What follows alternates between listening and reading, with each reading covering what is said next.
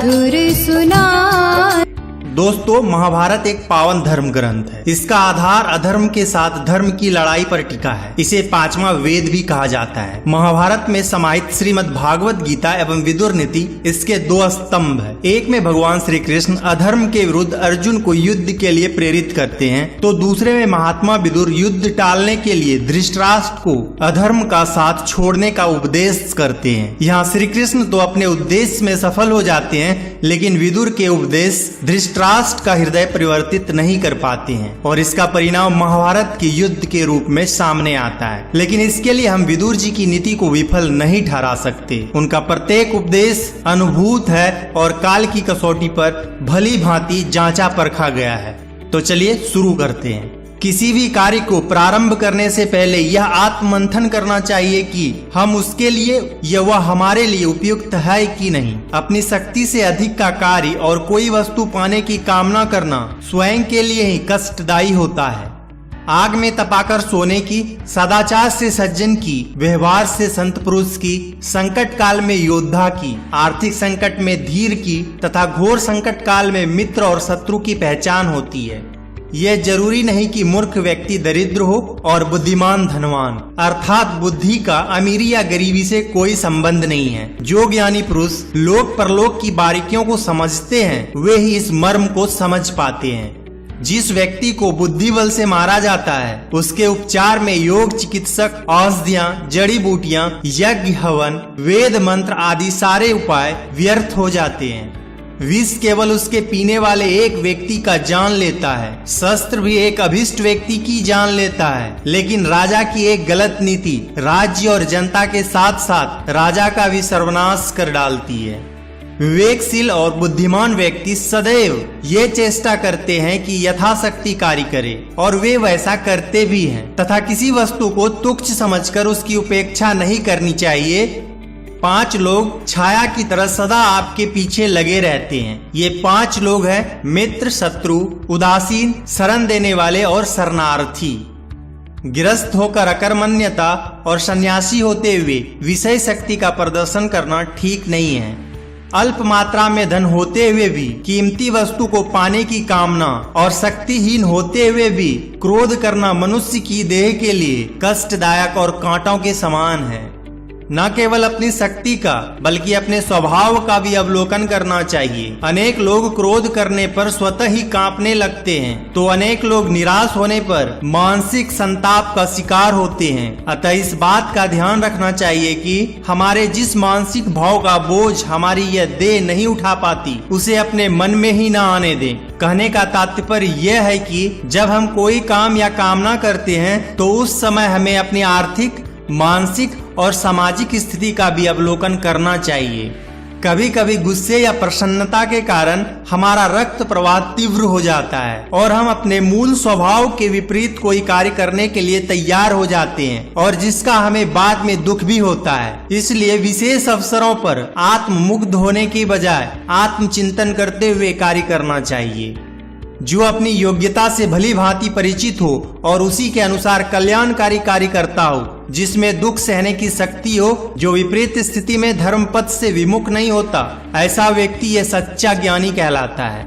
जो व्यक्ति क्रोध, अहंकार, दुष्कर्म, अति उत्साह, स्वार्थ, उदंडता इत्यादि दुर्गुणों की ओर आकर्षित नहीं होते, वे ही सच्चे ज्ञानी हैं। दूसरे लोग जिसके कार्य, व्यवहार, गोपनीयता, सलाह और विचार को कार्य पूरा होने के बाद ही जान पाते हैं, वही व्यक्ति ज्ञानी कहलाता है। ज्ञानी लोग किसी भी विषय को शीघ्र समझ लेते हैं, लेकिन उसे धैर्यपूर्वक देर तक सुनते रहते हैं। किसी भी कार्य को कर्तव्य समझकर करते हैं, कामना समझकर नहीं, और व्यर्थ किसी के विषय में बात नहीं करते।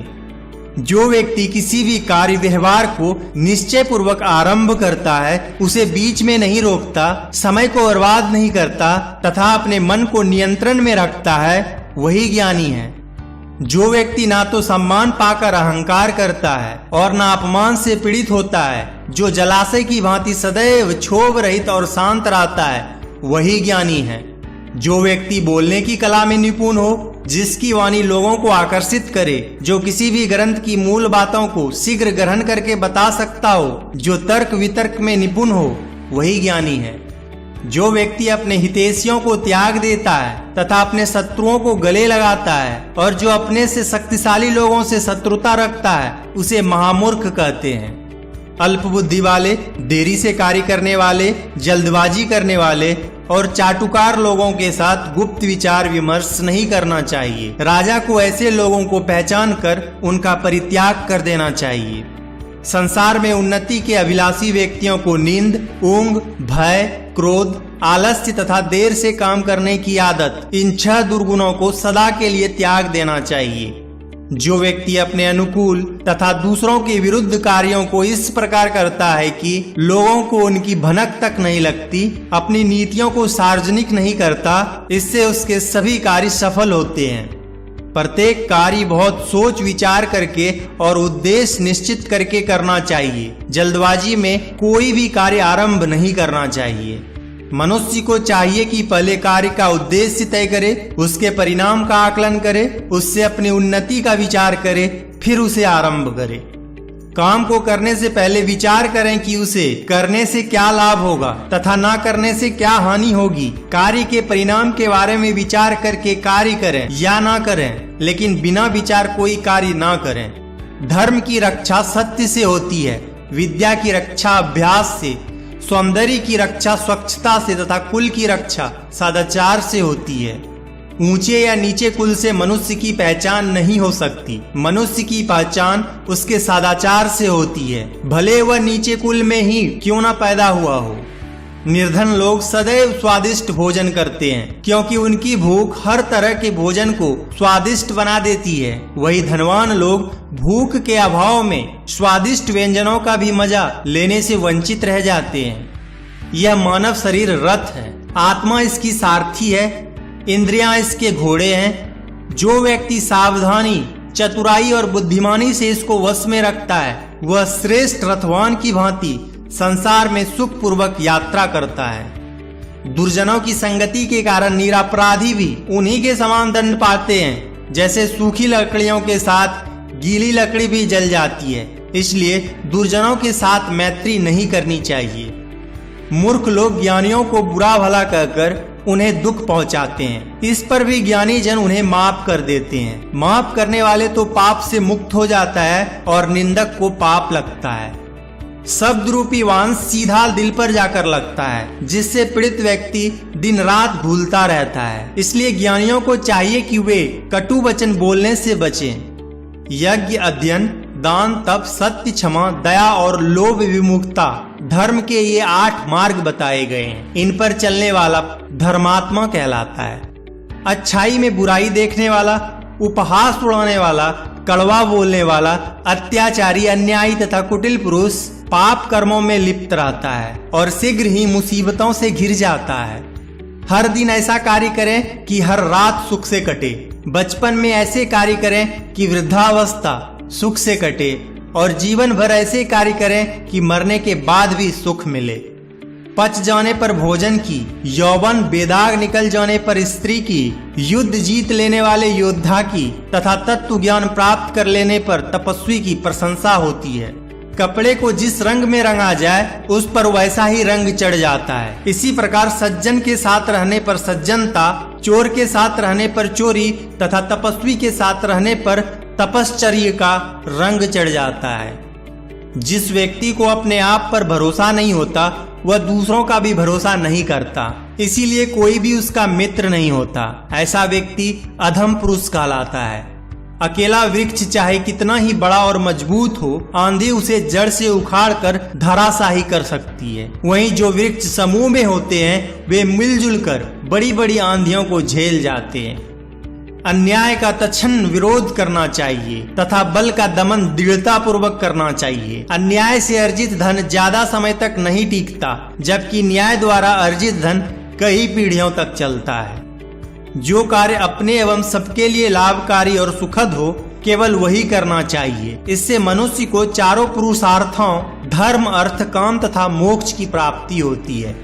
जो व्यक्ति भरोसे के लायक नहीं है, उस पर तो भरोसा ना ही करें, लेकिन जो व्यक्ति बहुत भरोसेमंद है, उस पर भी अंधे होकर भरोसा ना करें, क्योंकि जब ऐसे लोग भरोसा तोड़ते हैं तो बड़ा अनर्थ होता है।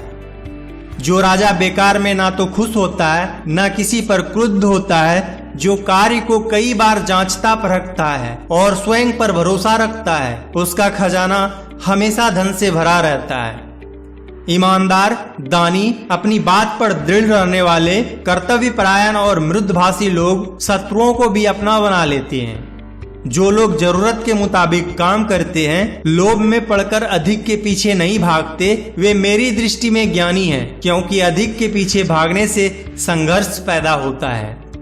जो प्रिय लगता है उसके बुरे काम भी अच्छे लगते हैं, लेकिन जो अप्रिय है वह चाहे बुद्धिमान, सज्जन या विद्वान हो, बुरा ही लगता है। जो काम करके अंतकाल में अकेले बैठकर पछताना पड़े, उसे शुरू ही नहीं होने देना चाहिए। जो व्यक्ति बात के मर्म को समझकर उसी के अनुसार कार्य करता है, संसार में उसकी कीर्ति अक्षुण्ण रहती है। वो ज्ञान बेकार है जिसमें कर्तव्य का बोध ना हो, और वह कर्तव्य भी बेकार है जिसकी कोई सार्थकता ना हो। सज्जनता से अपकीर्ति दूर की जा सकती है, बल से संकट टाले जा सकते हैं, क्षमा से क्रोध को शांत किया जा सकता है तथा शिष्ट व्यवहार से बुरी आदतों को बदला जा सकता है। दो व्यक्तियों की मित्रता तभी अस्थायी रह सकती है जब उनके मन से मन, गूढ़ बातों से गूढ़ बातें तथा बुद्धि से बुद्धि मिलती है। जो पुरुष भूतकाल की अपनी गलतियों को जानता है, जो अपने वर्तमान कर्तव्यों को समर्पित भाव से करता है और जो भावी दुखों को टालने की विधि जानता है, वह कभी ऐश्वर्यहीन नहीं होता। मन, वचन और कर्म से हम लगातार जिस वस्तु के बारे में सोचते हैं, वही हमें अपनी ओर आकर्षित कर लेती है। अतः हमें सदा शुभ चीजों का चिंतन करना चाहिए। अपने काम में लगे रहने वाला व्यक्ति सदा सुखी रहता है, धन संपत्ति से उसका घर भरा पूरा रहता है। ऐसा व्यक्ति यश मान सम्मान पाता है। जिस पुरुष का अपने मन पर नियंत्रण होता है, वह मुसीबत में, युद्ध के समय, दुर्गम वन में, कठिन परिस्थितियों में ना तो धैर्य खोता है ना भयभीत होता है। अगर धर्म के सार को जानना है तो वह यही है कि जो काम आपको स्वयं के लिए अच्छा ना लगे, वह दूसरे के लिए ना करें। क्रोध को प्रेम से, दुष्ट को सद्भावना से, कंजूस को दान से तथा झूठ को सच से जीतना चाहिए। विद्या के बिना मनुष्य, संतान के बिना रति कर्म, भूखी प्रजा तथा राजा रहित राज्य दुख उठाते हैं। जो पुरुष दान से मित्र को जीत लेता है, युद्ध से शत्रु को जीत लेता है तथा पालन पोषण से स्त्री को जीत लेता है, उसका जीवन सफल है। जो हजारों कमाता है वह जीता है, और जो सैकड़ों कमाता है वह भी जीता है। इसलिए अधिक की इच्छा न करें या न सोचें कि अधिक नहीं होगा तो जीवन नहीं चलेगा। विदुर जी कहते हैं, जो पुरुष यथाशक्ति अपने कार्य में लगा रहता है, जो कर्म का फल ईश्वर के ऊपर छोड़ देता है, जिसके कार्य की संतजन भी प्रशंसा करते हैं, उस पुरुष की कीर्ति पताका चारों कोनों में फहराती है। अच्छाई में बुराई देखना मृत्यु जैसा कष्टकारी अवगुण है। बढ़ चढ़कर बोलना धन हानि का कारण है। जल्दबाजी, बात पर ध्यान न देना तथा आत्म प्रशंसा, ये तीन अवगुण ज्ञान के शत्रु हैं। सुख चाहने वाले से विद्या दूर रहती है और विद्या चाहने वाले से सुख। इसलिए जिसे सुख चाहिए वह विद्या को छोड़ दे, और जिसे विद्या चाहिए वह सुख को। हमारे शरीर में स्थित आत्मा को एक नदी समझिए। यह नदी ईश्वर के शरीर से निकली है। धैर्य इसके किनारे हैं, करुणा इसकी लहरें हैं, पुण्य इसके तीर्थ हैं। जो मनुष्य सदा पुण्य कर्मों में लिप्त रहता है, वह इसी नदी में स्नान करके पवित्र होता है। लोभ रहित आत्मा को सदा पवित्र कहा गया है। काम, क्रोध जैसे मगरमच्छों और पंच इंद्रियों के जल से पूरित संसार रूपी यह नदी जन्म और मरण के अनेक पड़ावों से भरी है। इस नदी को धैर्य की नाव से ही पार किया जा सकता है। जो व्यक्ति अपने बुजुर्गों का आदर करता है तथा उनसे परामर्श करता है कि क्या करना चाहिए और क्या नहीं, वह कभी मोह माया में नहीं फंसता। दोस्तों, ये थी संपूर्ण विदुर नीति का सार। आपको ये वीडियो कैसी लगी हमें कमेंट करके जरूर बताएं। अगर आपको वीडियो पसंद आई तो वीडियो को लाइक करें, शेयर करें, चैनल को सब्सक्राइब करें। तो मिलते हैं अगली वीडियो में। Thanks for watching.